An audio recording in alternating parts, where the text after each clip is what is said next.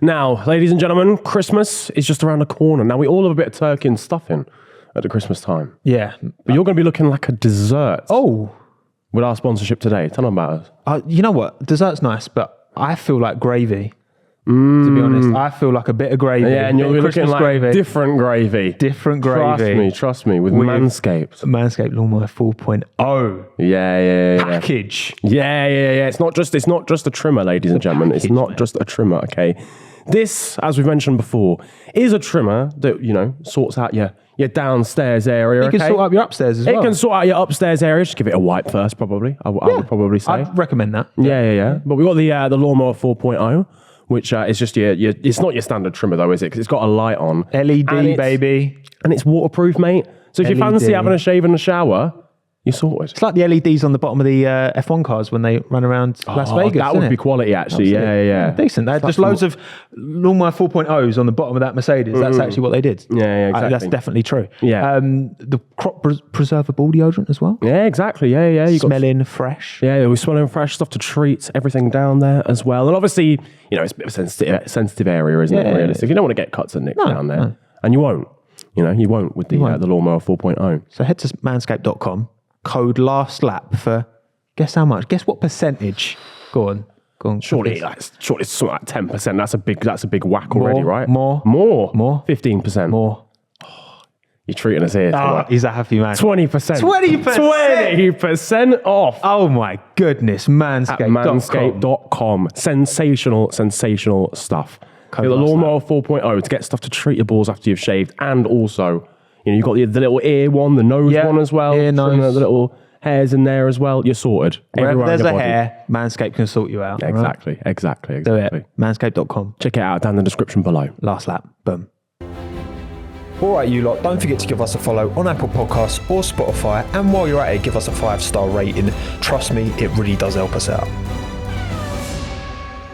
But obviously, those are the drivers going out of the sport. We've got to also talk about Logan Sargent, who put it P5 in the F2 feature race this morning. Yeah. I think you could tell over the course of this weekend that he's been nervous. His whole F1 career is at any time it could have just been completely ruined for him. It's just it's mad. Yeah. He was relying on a lot of things outside of his control. I think, it looked good after the sprint race on Saturday, but he got the job done, got it over the line. Finished P4 in the end.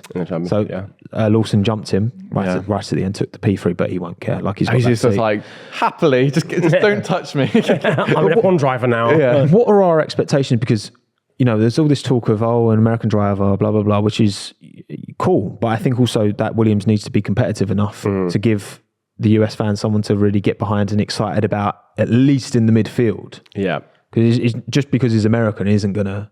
No. Yeah. Oh, boom. Sweet. Done. It's a difficult one because I'll be totally open and honest. I've not watched as much F2 as I would have wanted to this season. But it's not. It's a pretty strong field, but it's not like top 10. When we had that Lando fucking George Albon season, that was crap. I mean, that was ridiculous. And they're proving by their performances now that was. But this has still been a very solid. It's a solid because he was a rookie going into the season. Yeah, it is his second season. Logan's rookie going into. So I mean, look, listen, finishing fourth in your first season F2 is pretty top rookie. Yeah. Have a pat on the back, best mate. Performance. That's not bad. That's impressive. Good on you, lad. Yeah. Good on you, lads. It's one of them ones. In terms of my expectations, I think for him next season, I would not expect him to be beating Alex Albon, for example. No, not at all. Not at all. I think Alex is far too experienced for that, and he's shown how good he's been this season and fighting in the mid-pack. But yeah, you're right. Williams, they need to be more competitive. You can't have a Williams finishing 18th every weekend. Otherwise, the whole, he's an American driver kind of just falls away. I think doing much with it. And I think the Williams team have started to make moves into actually getting, because if you look back 2-3 years ago, they were very much comfortably at the back. Oh yeah. And if you go for further 10 years ago, they were getting P3s, P4s and wins and stuff. It's just I think this is the point now where we've always said that you just need a good second driver to actually progress the car moving forward, because then you can't develop the car. Which is why Haas have done what they've done. Yeah, exactly. And that's where it's, if you've got someone else at Latifi, not to shit on him, but yes, I will. If he's 45 seconds off from his teammates, why would the team then take on any of your instructions? That is holding the team back. Yeah, totally. If you're the car's a bit understeering, it's the other driver is saying the opposite, and he's much quicker than you. So clearly, you're not connecting with the car as well. Especially if you're competing within the midfield. Like, for example, last year, Gasly was doing a much better job than Tsunoda. And that cost AlphaTauri constructors positions, 100%. Tsunoda not being as close.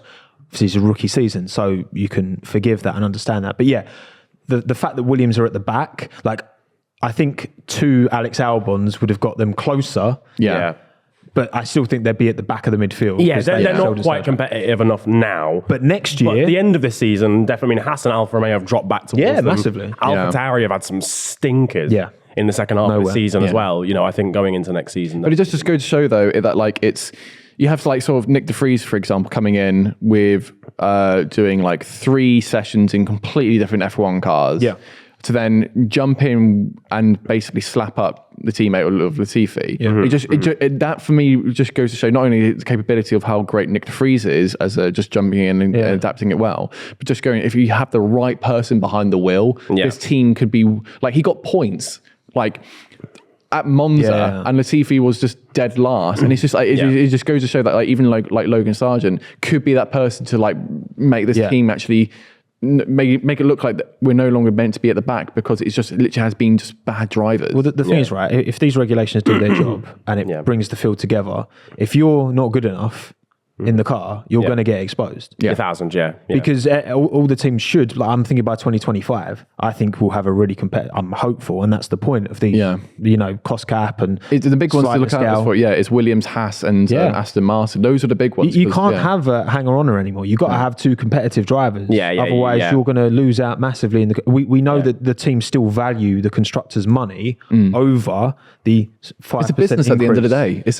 business. It's an entertainment for the fans, but it's a business for them to make money. And if you've got a guy hanging around at the back who's not picking up points, but he's, you know, paying some bills or whatever, what's the point? You run the risk of it not actually being worth it. The constructors' money you lose out on.